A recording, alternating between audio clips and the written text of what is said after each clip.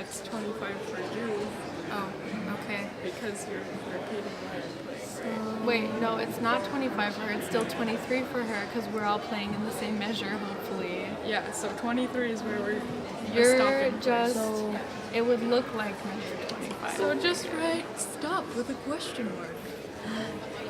The really hard part is finding where the measure ends. Here, because they're so long. It's okay. Just find the line. Yeah. Hopefully I'll Stop. start breathing at you guys. If Or you maybe notice you'll that people look are at me. and We I all won't need even to look at notice. each other. I won't even notice that when you stop and you'll be like, Well, you're not actually looking at the crowd, are you? You're just kind of... Well, no, but we need to be looking at the people up here. okay, where else could we stop? All the Where else could we stop? Just knowing where the Measure ends of phrases 33. are. Yeah, if it looks like there are no people and Kirsten's hitting the end of a stanza. Then we're gonna stop. Yep. So 33 is another one. I don't really want to look past 33, but yes, I'm gonna assume maybe. Yeah. We go back to Or shorter maybe measures 31. again. Is it 31 for you? Where you stop?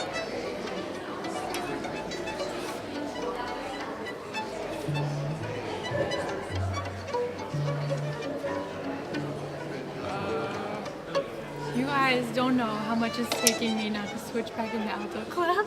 Half the time I got lost is because the Build the character only. that note, Sabrina, that's another 31 one. is the place. That's your one. 31 I'm is so another sorry. place. Your one on the A string, which is your top string. Oh, Okay. top of your So string. 31. 31. Stop. At the end of 31 or before 31? On 31, so like The last one note and then the first Yeah, note so I'd play a D on the first note on of the 31. first note. Yes. of 31.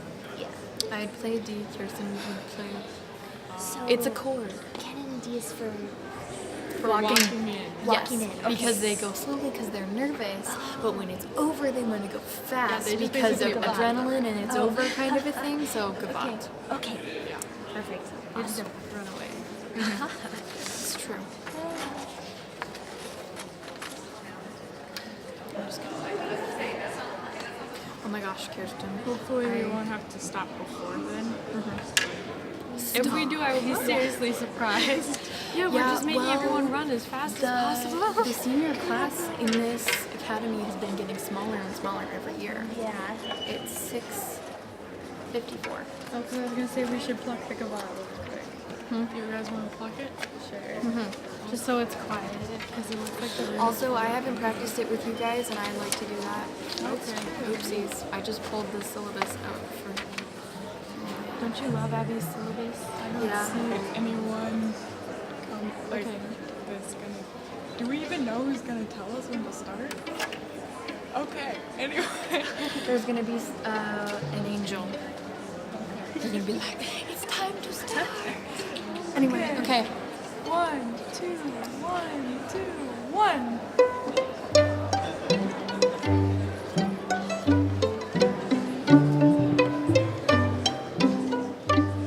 Are we Pluck that in the fast. spot?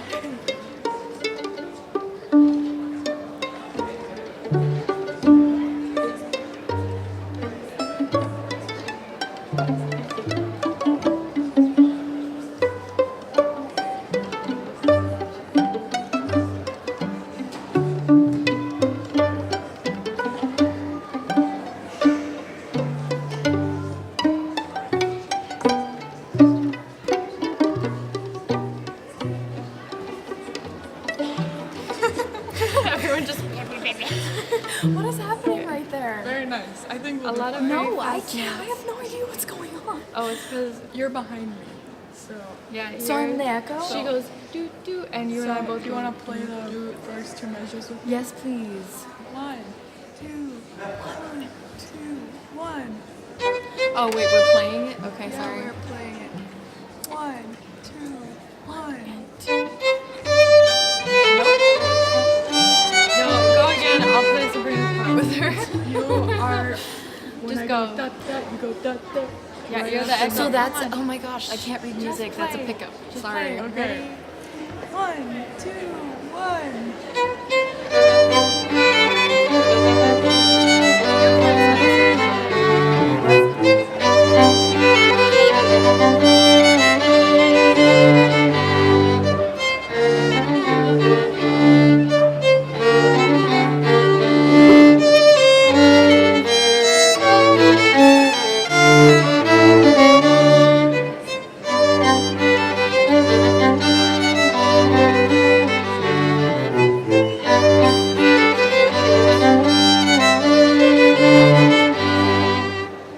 So, do you think we'll do okay? Yes. If not, I'm just gonna drop out and then hold both my arms up in the air. Okay. Wow. I'm so sorry, my $400 wooden bow that I just got repaired. You just got it repaired and you're already hitting it on things. I cannot believe myself. Like a heathen. I know. I'm sorry. It was probably super expensive. I asked for it for Christmas and they actually did it, but I was told that it took a lot of sneaking around. I did. I actually had to hold it on my back while you were in the room with me. Really? That was a fun time. Okay. Well, I am obviously clueless. Yeah, I was very sneaky about that. I can't believe you didn't notice that there was a price tag on their placement though. Oh, I probably didn't practice it when there was a like price a tag on it. Yeah. It was Christmas break, Emily. You can't, like... Okay. I have a stressful teacher, okay? I mean, a stress making... She makes my life stressful. Is it because of all those recitals? So it's Their not performance her. classes. This is not her. It's you. And all of the rest of her students are totally fine with, you know, performing their pieces Maybe on the room. you're the common denominator in your own stressful life situation. Okay. So, I missed one day of my math lecture, and they introduced a new coordinate system. Oh my And then I went gosh. back today, Yeah. because the only reason I missed was because I had a lab that was having a meltdown. And I show up and we're introducing another coordinate system, and I missed the only day we're talking about a coordinate. It's bad. No.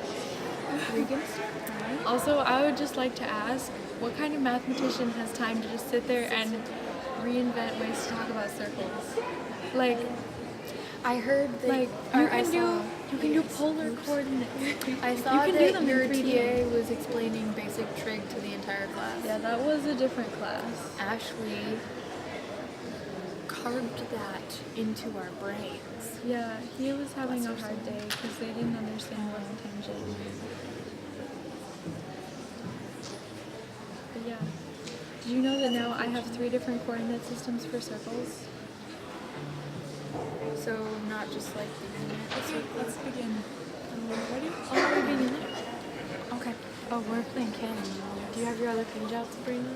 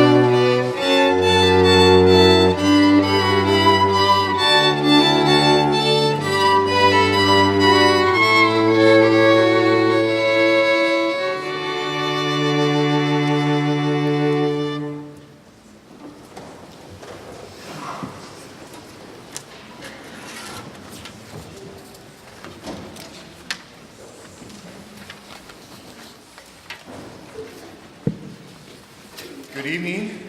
Welcome. It is wonderful to be here.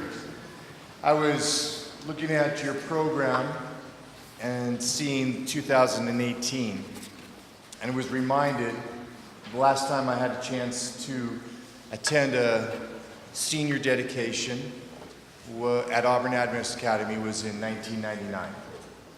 And then it struck me that in 1999, many of you were not born yet. And while that seems in the back of my mind to be just possibly 5 or 6 years ago, for those of you who have lived a lifetime with these students, it has been marvelously just that. An amazing lifetime from that baby in arms to that young person seated before you. And there's a reason, very specifically, that we need to recognize why we are here tonight. It's 2018. In this year, you will be commencing on an amazing journey. In 5 very short months, you'll be commencing on a journey of a lifetime to continue. And so coming here with all of us to dedicate you in that process is very fitting. For those of you who have traveled great distance, welcome. For those of you who are watching from great distance, welcome. We are just so glad that all of you are here tonight for Auburn Adventist Academy's senior dedication.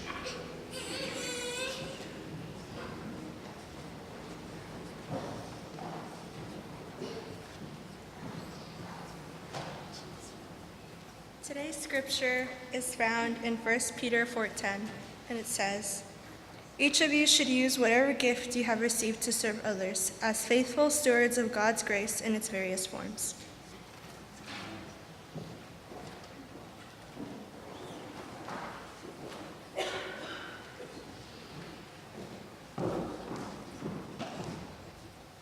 Good evening, everyone. Happy Sabbath. Please bow your heads as I pray.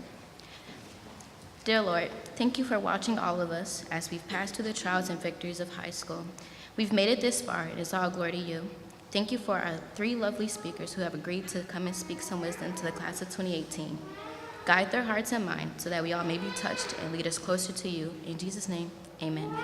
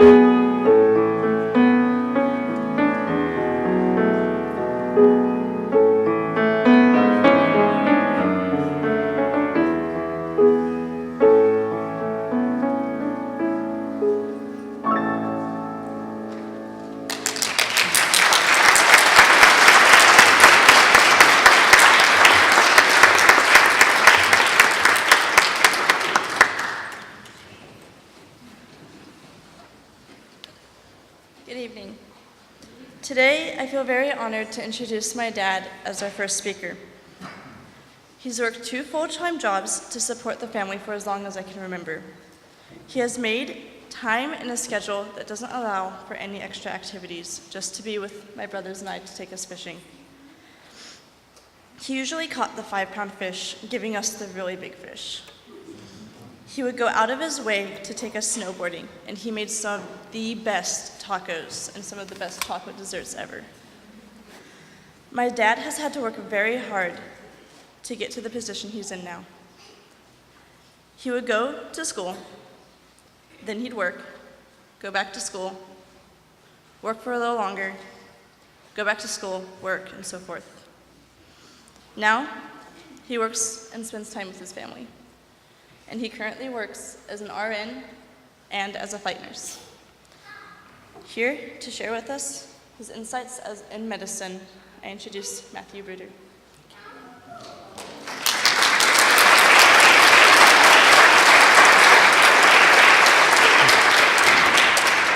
Well, thank you. I'm not sure. I don't speak well in front of people, but let's give it a run. You know, it's often been said, if you want to see what your children see, give them a camera and let them have the freedom to take all the pictures and then see what they see. I think I just learned something else. If you want to know what they think, let them introduce you. So, without further ado, you know, I watched as you guys practiced coming up here.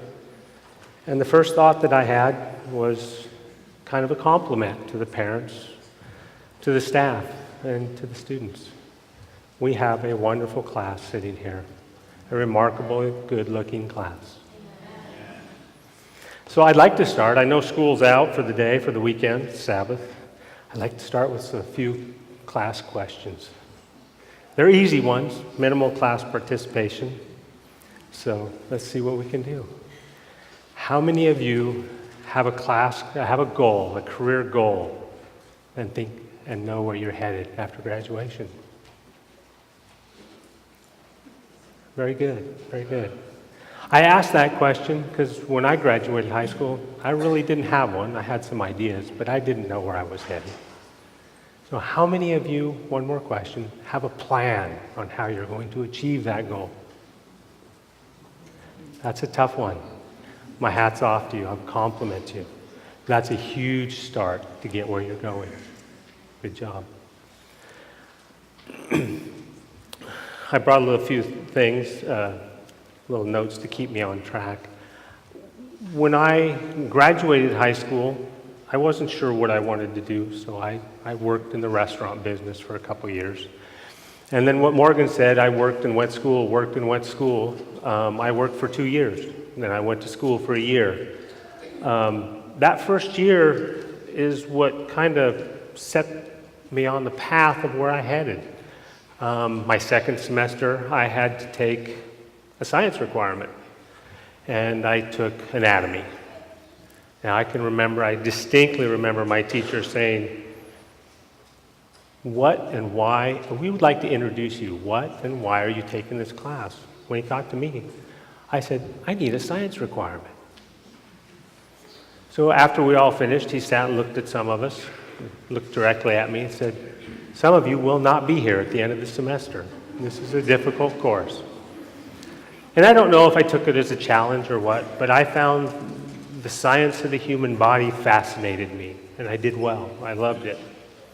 But being independent and not having a plan to get through school, I had enough money to get through 1 year of school, and I did. And then I went back to work. I logged, I commercial fished, I worked for UPS, I did lots of little jobs. I didn't really realize till later on in life what I was looking for, and I'll get there. But in the meantime, I met my wife, and she introduced me to Adventism and some of the thoughts and processes that go along with it. But more than anything, it was a lifestyle, one that caught me off guard, one that led towards healthcare, one that suggested, I didn't have to live the life that I grew up in. I'm not going to share that, but it was a little different. probably not healthy, but she has kind of been my savior. But more than anything, she has been my staunch supporter that got me through school. And within about 3 years, I ended up going back to school and stayed there full time. She supported me. I worked part-time jobs all the way through school, and we made it. But I didn't have a plan. So I graduated basically a 4-year degree, a bachelor's degree, when I was 32 years old. So I kind of started behind the 8 ball. Already had children. We did it the hard way. If I could impart anything upon you, don't do it the hard way. There are enough people in the field that you choose that if you raise your hand, if you ask the questions, they will stand behind you. They will provide you with the support. They will answer your questions. There are a ton of people that would be willing to help you. I would like to share a story. When I was first asked to come up here and speak to you guys about healthcare, I asked about 6 different people. I asked a pastor, a close friend of mine, a youth pastor that I frequently fish with, some faculty, my daughter. What should I say? What do you guys want to hear? What are you looking for? I got 6 answers. Asked 6 people. So I slowly worked on it, and a few days ago, it kind of hit me.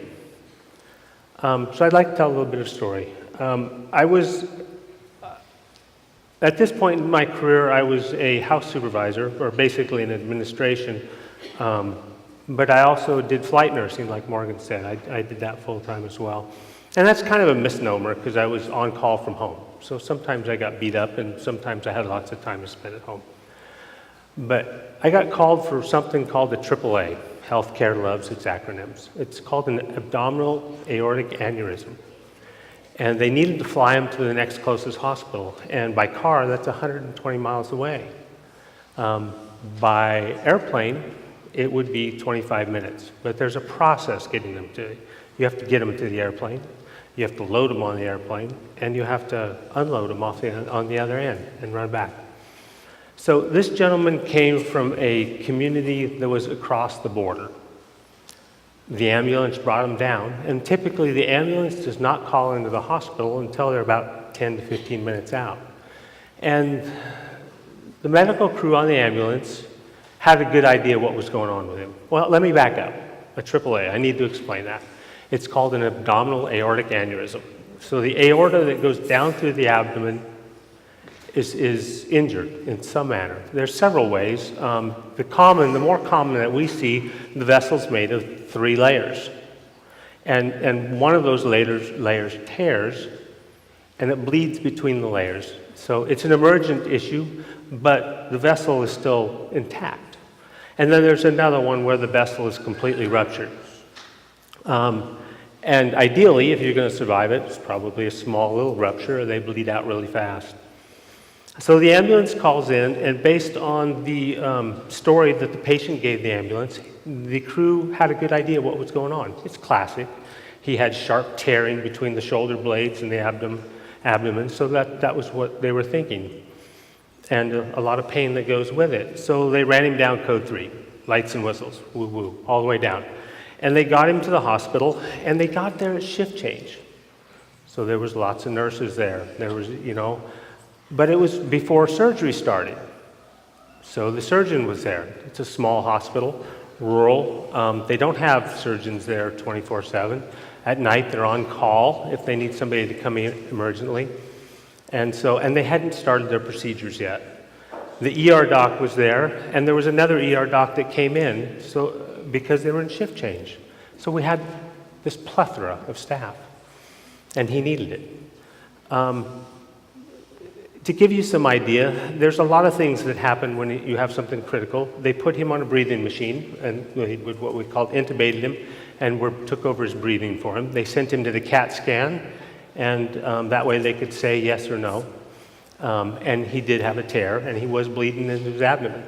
Now, he was still alive because it had to have been a small hole. That was a presumption, but it had to have been, or he wouldn't be there. And the surgeon came in and put a large IV line into one of his large veins. I can't remember if it was his neck or his chest, but they did that. That's so you can give him lots of fluid and blood products as fast as you need to. And so me and Kathy, we call her Pete, got called to fly this patient out. We were on call that day. And so we're told it's an aneurysm, and when we show up, most of them are interlumen tears. And so, you know, they're fairly stable, they're still emergent, but you have time to get them where you need to go. And we walk in, and the blood pressure is systolically in the 70s. And the first words out of my mouth when I walked in is, "Nobody told me he was torn." Having a low blood pressure is not a bad thing. Having high blood pressure just means they leak faster. Having a low blood pressure is just a bit of a, you know, is it compatible with life or not? So we loaded him up as we would normally. And everything was rush. But surprisingly, the ambulance company there that would take us to the airport was already there. Well, they're never there. Their base is quite a ways from the hospital, so you usually have to call them. But they were there, and they stayed.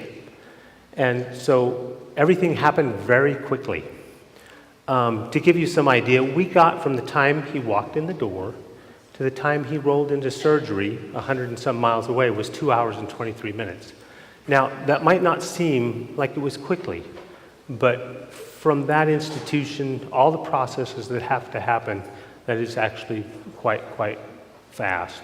And so we loaded him on the airplane, and we took him en route. And en route, he coded, he arrested. We did some interventions. We gave him lots of blood products. We had blood products with us just in case, because that's really what you need if they're leaking. They need volume. And so we did get him back, and we got him on the ground to the other side, and the ambulance was there waiting again. And that sometimes doesn't happen. Sometimes they're late getting there. Their priority isn't always your priority, or they're just busy, but they were there. And so he got loaded rapidly. We took him straight to the receiving hospital, and there was a cardiothoracic surgeon and an OR crew waiting. Now, to suggest what that means, he had a full schedule that day, and he wasn't in surgery, and he was available, and he needed to be, because they rolled him straight to OR. If he hadn't have been available, if he would have had to wait, the man would not have made it. They would have had to pour more blood in him, I'm certain. So they rolled him into OR. They cross-clamped his aorta, and they repaired it. So everything below that aorta at the point in time when they cross-clamped it no longer got fed nutrients, no longer got oxygen. And so, in essence, some of his other organs took a beating, took a hit is what we would call it, and had to recover.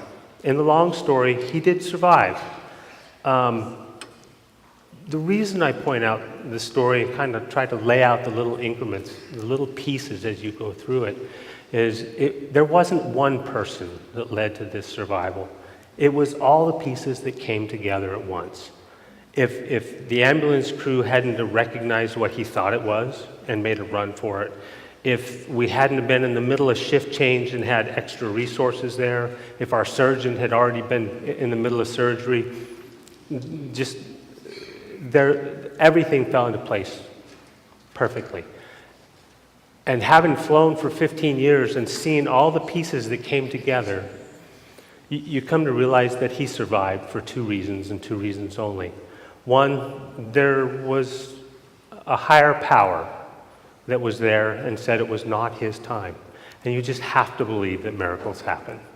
And I have to believe that he was one of those miracles. Two, it is those people that were in the medical field, all the pieces and parts. It was the paramedics, it was the respiratory therapists, it was the nurses, it was the ER doc, it was the surgeons. They were all available at the right time. They were all there, and they were all able to do the job that needed to be done. So the point being is, no matter what you choose to do in the medical field, it's important. It is the pieces that will uplift, uphold us as we grow older. We need the next generation. We're dependent on the next generation. And you guys are our next generation.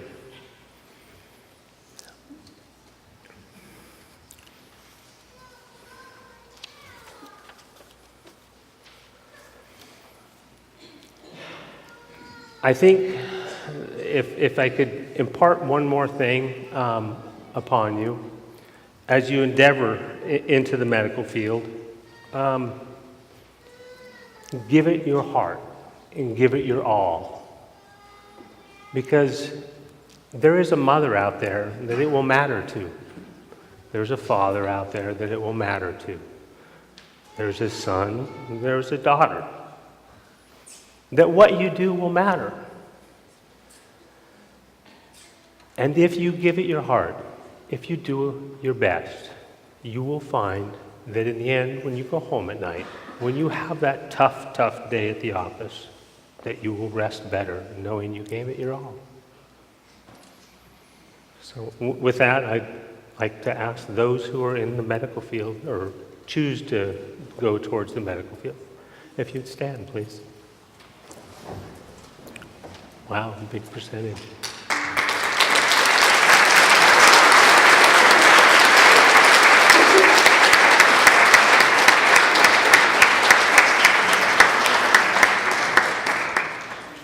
Thank you again.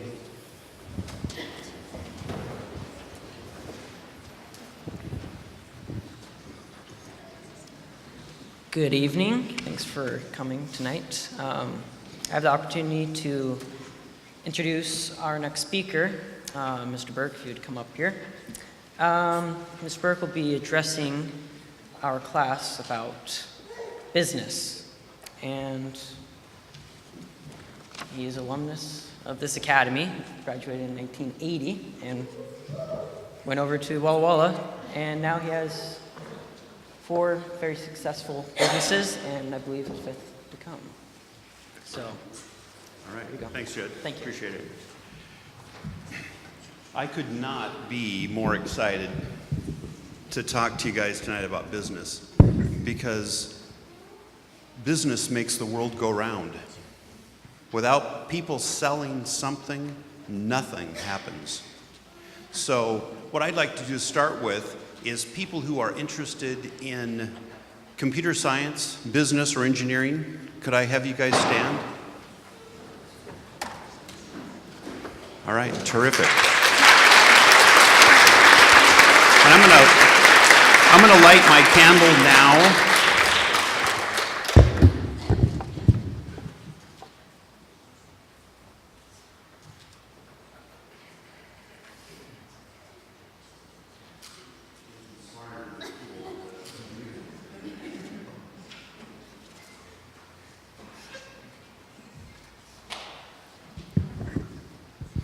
Well, I tell you, for me, it began, and you may be seated. Thank you. You guys are awesome. I bet you guys are good in class. It began for me back in 1984. 4 years earlier, I had graduated from Auburn Academy. I was a senior class president, and I was ready to tear the world up. I had just gotten out of Walla Walla College, and where I studied biology and business, and I had computer science and aviation, and I couldn't remember that other stuff very clearly because mostly I studied Kelly. But so by this time, I was married, and I had a newborn little boy. But I had a major problem. I was broke. And you're coming out of college and you don't have any money, so if you make some money, that's a good thing, right? Well, while I was at college, I was an entrepreneur also, and I had a little company called the Silver Mine. It was right there on College Avenue, and we had video games. And a buddy of mine and I, we owned this, and we studied down there, and the chief of police and the mayor and everybody would come in and play video games. So we knew everybody. We had great times, and we made about $900 a month while we were working. This is in college, and this is in 1984. And it was kind of the height of the video game craze as far as the stand-up machines were concerned. I'd always been an entrepreneur. From when I was about 7 years old, I used to run around my neighborhood and sell boxes of fruit to the neighbors. And before you knew it, I had standing orders. And whenever we went to Wenatchee or Yakima and picked fruit, we'd come back and I'd sell these people boxes of apples, and these little old ladies just loved me. So I played on that a little bit, and we raised huge amounts of money for investment projects for the Everett Church just up north. I didn't get an allowance. I don't know about you guys, but my parents said that was child welfare.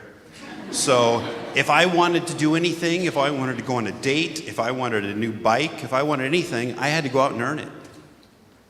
So I mowed lawns and weeded and cleaned garages and whatever it took to make money. And I tell you guys, when you've got a girlfriend, they can be expensive, right? So always be earning. As I grew older, I went to work for my uncle. He owned a Big Scoop Sunday Palace in Marysville. Now the challenge with this job is that from my house to the ice cream palace was 12 miles, and I had to ride my bike. So it was 12 miles there, and then it was 12 miles back, sometimes in the dark, and of course it's always beautiful sunny weather in Washington. So that job didn't last a whole long time. Eventually I started working with my dad, who was in the plumbing business. And I quickly learned plumbing installation just from watching my dad. And I knew that I had to take charge of my own future and create my own destiny. Always learn from your dad whenever you can. And because I was a new father, I felt a huge obligation to create the best life I could for my son and for my wife. So finally, I took a job at Dun & Bradstreet. I was a business analyst there, and I met business people every day, and I saw the possibilities. But still, I was broke. So I had a friend offer to have me come help him in a construction project for a couple of weeks.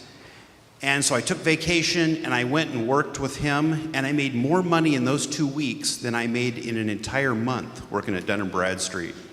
I said, whoa, I don't need to wear a suit. This is the answer for me. I need to be in business for myself. And now I'm completely unemployable, I guarantee you. So I wanted to be the best. So I got started right away, and I called my company Summit, right? You want to be at the top. So what I've done, and I'm concentrating tonight on how to get started in business and be successful. All right? Number one, get started. Do it right away. It's never going to be perfect, so start now. Hopefully, you can turn your passion into something that you're going to make money with. But whatever you decide to do, I say carpe diem. You guys know what that means, right? Seize the day. Okay, perfect. Work hard and work smart. Business is about selling, so go where the people are who want to buy what you're selling. Trust me, guys, when you want to invite that girl out to the banquet, or maybe down the road you want to get married, you are selling, so you better be good at it. I used to drive around houses in upscale neighborhoods when I first started my business, the construction business. And I would find a blue tarp on the roof, or I'd find something else that needed to be done at the house. I would get my business card, get all my courage together, go up to the door, knock on the door, and talk to that homeowner and tell them why they needed me working on their project to add value to their home.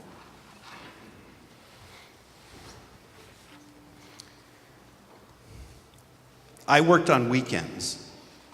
And if you're in business for yourself, you're going to work late. You're going to work on weekends, and there will be those people who play while you're working.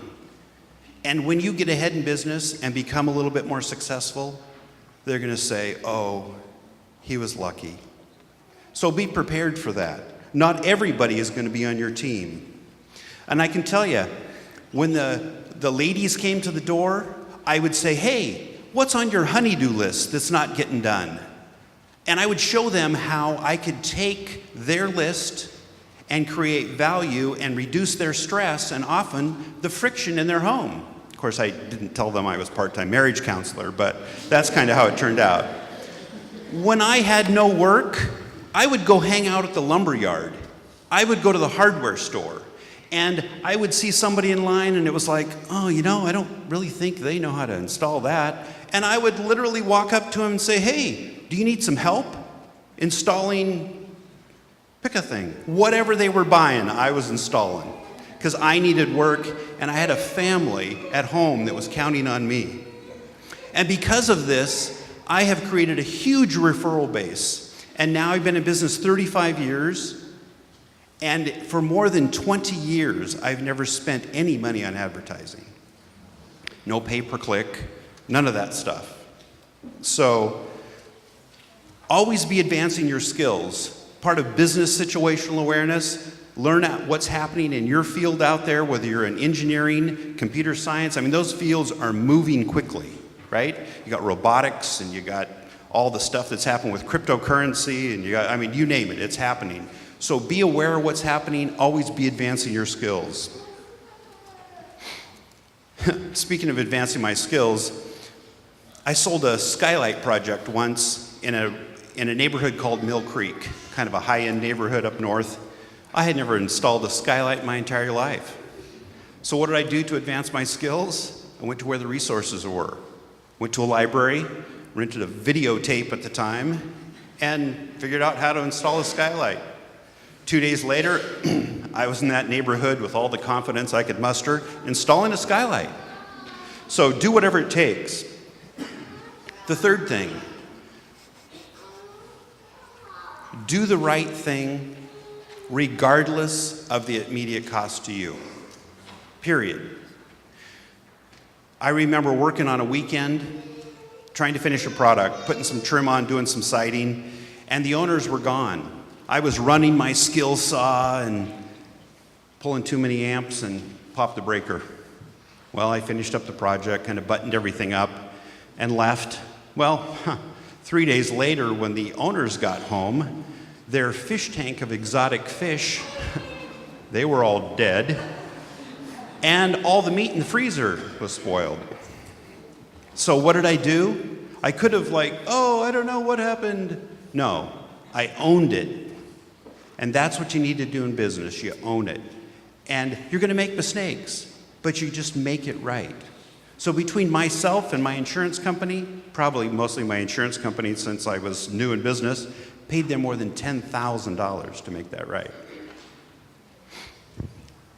You know how good it feels to get Nordstrom quality service? You know when you wear those pants or whatever it is and you go back there and they just take them back with a smile on your face? That's the kind of service you want to provide for your customers no matter what kind of business you're in. I remember one time we were working on a project, I think it was on Queen Anne Hill, 3-story, beautiful house. We had torn the entire roof off the house and we're working on some fascia and siding. And this was back in the day when we had a pager. Okay, we called it our electronic chain. And we had no cell phones. So all of us left for lunch, and next thing you know, I get what we call a 911 page, which is their phone number with 911 after it. So I jump in my truck, drive to a payphone booth. I know for you guys, that's where Superman changes his outfit. But that's where we actually had to make phone calls. Called the lady, and she says, I've got water pouring in my house. And I'm like, well, is it raining there? And she said, well, no, but they must have broken a pipe or something. So I jump on my truck, run back to the job. Sure enough, there was water all over in this lady's house. Her tapestries, her art, her antique furniture, her silk carpet. It was a disaster. I go outside to look and find out what the problem is. And across the alley and 2 doors down was a house on fire. So we got the firemen out there with their hoses and they're putting the fire out, and every time they miss her house, right across the alley and right into this lady's attic. All over down 3 stories. So what did I do? Wasn't really my fault, but I owned it. I am responsible for my client and the exposure that I put them in. We moved them out, we paid for all of their expenses, and we went to work fixing their home. And then I talked to the people who created the problem. But put your customer first.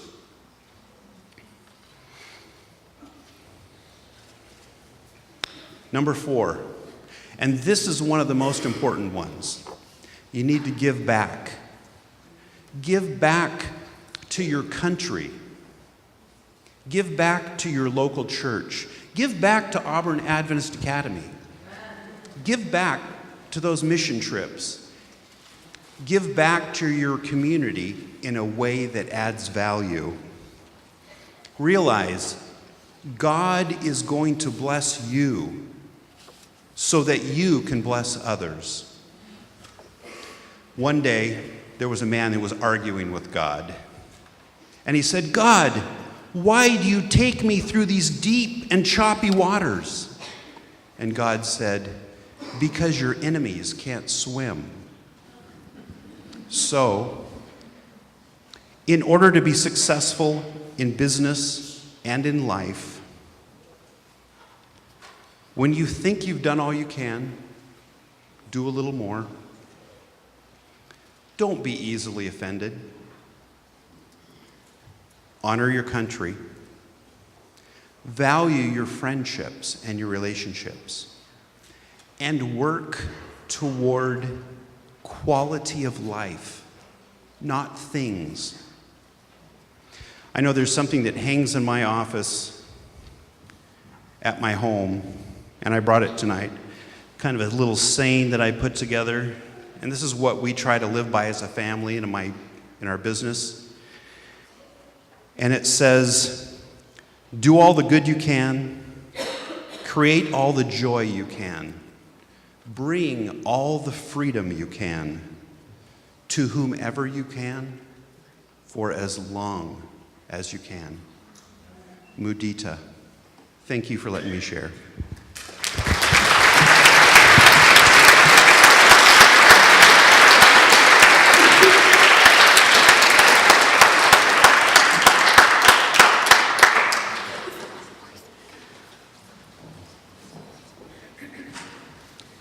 I have the pleasure of introducing Pastor Angel. Pastor Angel and his family moved here in August of 2015, so he could become the lead pastor for this church. 2.5 years later, it's easy to see that he has become so much more to the church and the school than just being the pastor. He is coach to the boys' basketball team. He is coach's husband to us girls on the soccer team. He is a mentor and a leader to all of us on campus. Pastor Angel also serves the community as a volunteer police chaplain. I've really enjoyed growing closer to him and his family, and I'm excited to hear what he has to say tonight. So, Pastor Angel, please come up.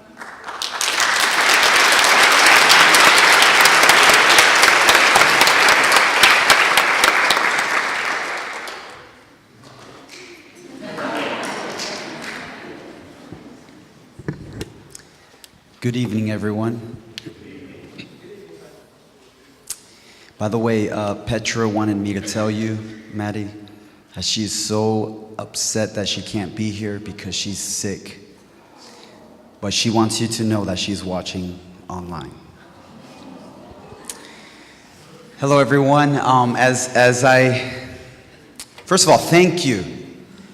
Thank you for those of you who chose me to be able to be a part of this evening and to talk to the amazing group, the other group.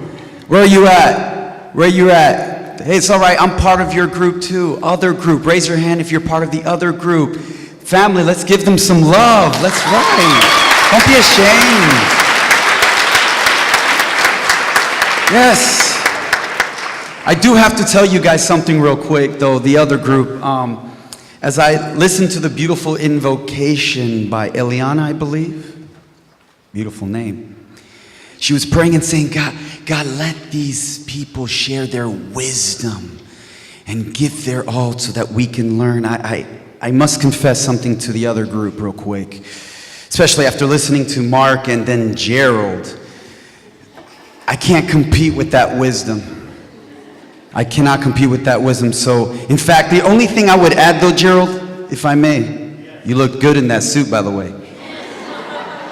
The only thing I could even add to Gerald, by the way, for the business folk, for you in business, is when he mentioned, hey, girlfriends, or in his case, wives are expensive, what he wanted to say, I know he did because I looked at him, what he wanted to add to that is, but they are worth it. Amen? Yes, they are worth it. But all kidding aside, it's truly an honor to be here on behalf of the other group. And let me just start by saying, for me, when I was in your shoes, no doubt about it, I was certain that I was going to play in the NBA. I knew that one day I was going to be taking that last second shot, and a guy was going to jump at me with some big tongue sticking out. He's only the greatest player who ever lived and who's ever played. And I was going to make that shot. But this is the reality. Number one, he is 6'6", and I'm barely over 6 feet. That was not going to happen, number one. And number two, as I realized as graduation was coming, the reality with some of my convictions with God at the time, with my family talking to me, knocking some sense into my head, say, you're not going to the NBA, you better figure something else out. I quickly realized that I was falling into what we call the other group, or the undecided group, or the group that is just not quite sure. You're just not sure. And I just want to pause and tell you, if you're in that situation, I want you to know that whether you know if you're going into the medical field, whether you know you're going into business, just don't forget me, or whether you're unsure, you need to know tonight that God has a plan for you. God has a plan for you. In fact, if you have time, go to Jeremiah 29. Go to verse 11 and read that verse and see how God is speaking to you, saying, hey, you may not be sure right now, or you may be sure, but I have a plan for your life. A plan for your good and not your bad. A plan to give you a hope and you guys know it. Good job, Jennifer Woody and Bible teachers. That's right, a plan for your future. So, I did not know what I was going to do. And so what do you do when you do not know? You surround yourself with people like Gerald. You surround yourself with people like Mark, people who are figuring things out. And quickly I realized, you know what? I need to put myself in a situation where I can figure out what to do. And I knew I needed to continue my education. And so to save some money, I went to community college. And it was in my community college experience that I took a class, you're going to appreciate this, Mark, Anatomy and Physiology. I took that class and I realized, you know what? That is the class that everyone who claims to be a follower of Jesus, or everyone who has some doubts about God, they should be required to take that class. Anatomy and Physiology. Fascinating stuff, man. You said some things that went over my head. But I do know one word. I do know what pseudostratified ciliated epithelial tissue layer is. Come on now, where's my medical friends at? Okay. Hey, that's all I got, so don't ask me for another one, okay?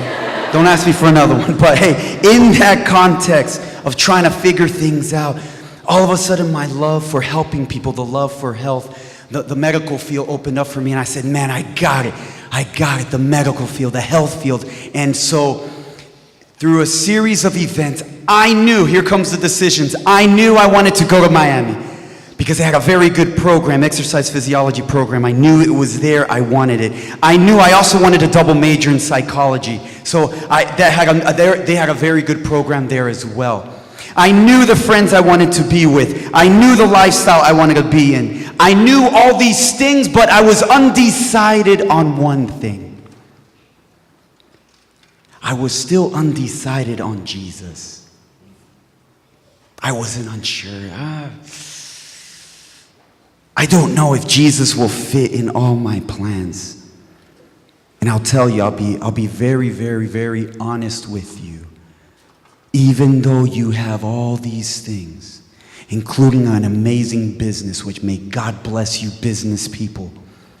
You can have all of that, which that was I was trying to build up all these things, but I was not decided on Jesus, and because of that, I was empty. Gabe, I was empty, man. I was empty. I was still wanting more. Your fellow classmate Hayden and I are going to explore this a little bit tomorrow. I can't wait. So family, if you can stay, if you need a place to stay, we'll let you stay here in the church. If the pews are comfortable, we'll make it happen. But tomorrow, Hayden and I are going to explore that. So I had everything, but I was not decided on Jesus, and the reality is I had nothing. I had nothing. And then, let me fast forward. I know you're tired. I know you want to go. I know you want to be with your families and receive all your gifts. I get it. But let me fast forward. There came a point in my journey that even though I was decided on many things and I knew where I was going, what that could mean for my life, I was empty. The only thing that was over there was Jesus with his hands with a smile and saying, "Angel, choose me and come this way. Come this way. Come this way." I had no idea what that meant. And here I am. And here I am. Whether you're decided or undecided, for my friends who are undecided and you're not sure, that's okay. That's the beauty of life. Explore. Explore. God will show and reveal himself to you. But whether you're decided or undecided, one thing that you can be decided on tonight is your decision to give Jesus your heart. And one verse that Jesus tells us in Luke chapter 11, we all know this verse, but I'm going to read it to you in the New Living Translation. Luke 11 verse 9, Jesus says this to you, especially those of you who are uncertain right now. "And so I tell you, keep on asking, and you will receive what you ask for. Keep on seeking, and you will find. Keep on knocking, and the door will be opened to you." Oh, my friend who's in the other camp, I got your back, but more importantly, let Jesus have your heart, and he will show you the way. He will show you the way. So my friends who are part of this group of uncertainties, I know some of you are thinking about being a cop.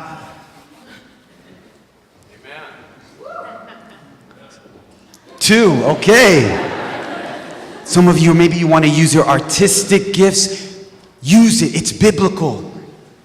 Look it up in the Old Testament. Forgot his name right now, but God used a gifted man who's gifted with wood and used his artistry to bring glory to his name. Use it. Or whatever else God is stirring in your heart, go for it. Just don't forget Jesus. My friends, can you please stand as I light your candle?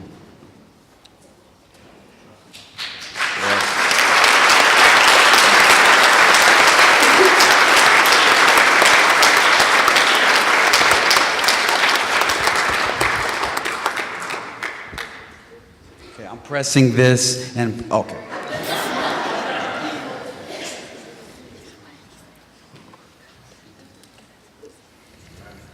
May God bless each of you. You can be seated.